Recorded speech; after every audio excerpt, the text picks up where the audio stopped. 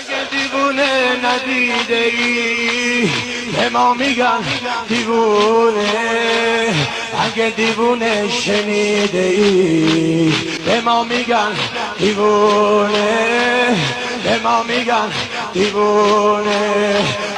منم یه روز عاقل بودم، عشق تو مجنونم کرد، ز شهر عقل و عاقلا یک بار بیرونم کرد.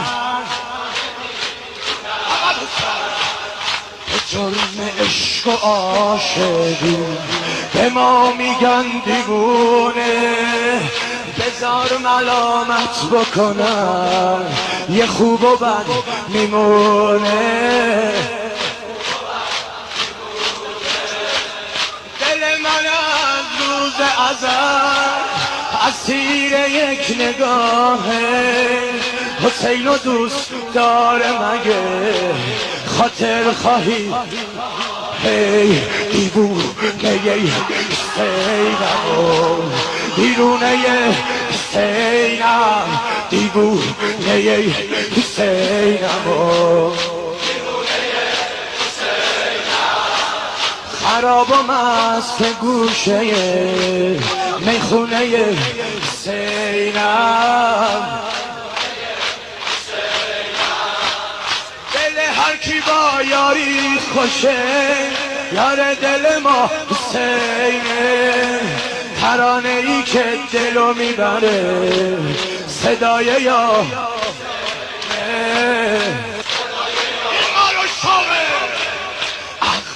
سر من پریده و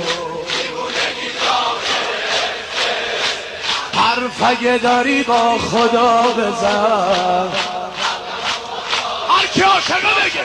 منم یه روز عاقل بودم، ز شهر عقل و عاقلا یک بار بیرونم کرد. هر کی عاقل غمی داره، روزگار در همی داره، عاشق نشدی نمیدونی دیوونگی عالمی داره. بهشت من حسینه و سرشت من حسینه، نوشته کتاب سر نوشته من حسینه.